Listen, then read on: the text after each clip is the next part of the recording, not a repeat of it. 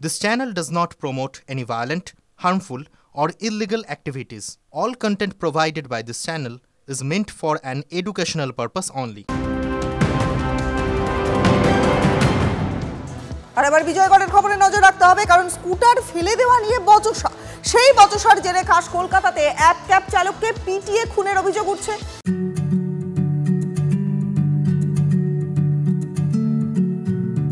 48 वर्षों की शैक्षणिक उत्कृष्टता के साथ 23 से भी ज्यादा प्रमुख बीटेक प्रोग्राम्स और 600 से अधिक अंतर्राष्ट्रीय छात्रों के साथ विज्ञान डीम्ड टू बी यूनिवर्सिटी देश की बेहतरीन यूनिवर्सिटी में से एक है।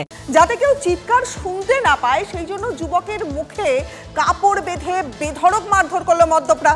5 জনের বিরুদ্ধে অনিচ্ছাকৃত খুনের অভিযোগে মামলা দায়ের করা হয়েছে, কিন্তু এখনো পর্যন্ত কাউকে গ্রেফতার করতে পারেনি যাদবপুর থানার পুলিশ। আচ্ছা, কেন এই অনিচ্ছাকৃত মামলা তা নিয়েও প্রশ্ন উঠছে। কি চাইবো আর কি চাইবো, মানুষটা তো চলে গেছে, আমার মেয়ে আমার নাতিটা কিভাবে বাঁচতে পারে সেইটাই চাই আমরা। এই তো বয়স, সামনে তো আরো কত দিন পরে রয়েছে। সত্যি তো, কতই বা বয়স ছিল জয়ন্তর, বড়জোর 36। বাড়িতে বৃদ্ধ বাবা মা ছাড়াও স্ত্রী এবং 1.5 বছরের সন্তান রয়েছে। কে দেখবে তাদের? কেন প্রাণ গেল যুবকের? বিজয়গড়ের বাসিন্দা জয়ন্ত সেন ক্যাব চালাতেন। রাতে বাড়ি ঢোকার আগে গাড়িটি রাখতেন লালকার মাঠের কাছে। গত বুধবারও প্রতিদিনের মতো সেখানেই গাড়িটি রেখেছিলেন। পার্কিং নিয়ে গন্ডগোল হওয়ায় ওই রাতেই তাকে কয়েকজনকে বেধড়ক মারধর করে বলে অভিযোগ। তো ওরা যারা মেরেছে তারা ওই গাড়ির নাম্বার ধরে ই পরিবহন বা এম পরিবহন একটা অ্যাপ আছে, অ্যাড্রেস বার করেছে, বার করে ফোন করেছে। ও এসে বলছে আমার গাড়ি লেগে পড়েছে, সরি বলেছে, বলছে যে ড্যামেজ দিয়ে দেবো। ড্যামেজ হচ্ছে আপনার ওই লুকিং গ্লাসটা ভেঙে গেছে। আচ্ছা, তো বলতে আর সময় দেয়নি। কিছুটা সিসি আমার ধরা পড়েছে, এখান থেকে ওর খালি গায়ে গামছা পরে এসেছিলো, গামছাতে মুখ বেঁধে নিয়েছে, চিৎকার করতে না পারে। যদি এসে বলছে আমাকে যে তোমার দাদাকে মারছে, তো চট করে বেরিয়ে এসে দেখি এখানে 4-5 জন মিলে দাদাকে অ্যাটাক করে দাদাকে মারছে। ডাক্তার টার্মে অনেক কিছু বলেছে, শেষমেশ বাংলা ভাষায় একটা কথা বলেছে, নারী মেরে যে নারী ফাটিয়ে দেয় আমরা বলি, ওই কেস হয়েছে। আর সেটা 1 আর 2 জন দিয়ে হয় না, 1-2 কেউ করতে পারে না ওই কেস।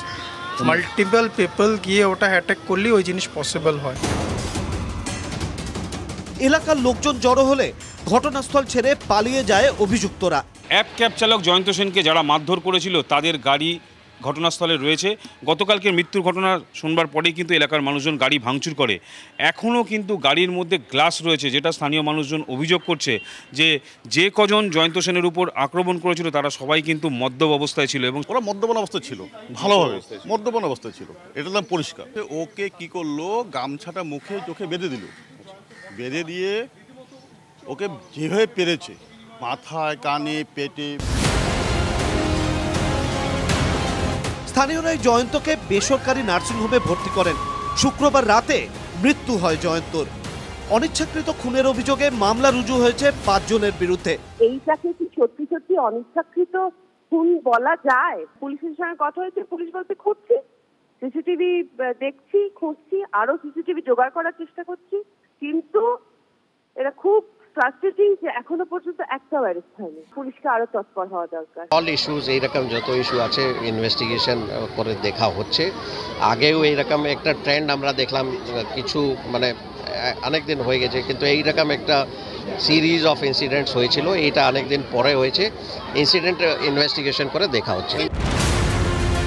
প্রশ্ন উঠছে, সামান্য বিবাদ থেকে কেন খুনোখুনি, রক্তারক্তি?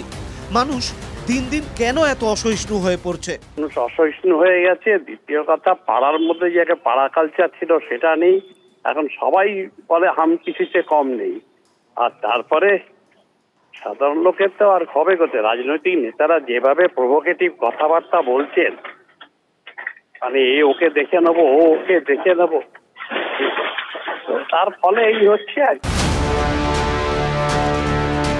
বিজয়গড়ের মতো এলাকায় নির্মমভাবে একজনকে পিটিয়ে মারা হলো, অথচ কেউ দেখলেন না, কেউ প্রতিবাদ করলেন না। রাতে পুলিশি নজরদারি বলে কি কিছুই নেই? এই প্রশ্নগুলো উঠছে। সৌভিক সরকারের রিপোর্ট, TV9 বাংলা।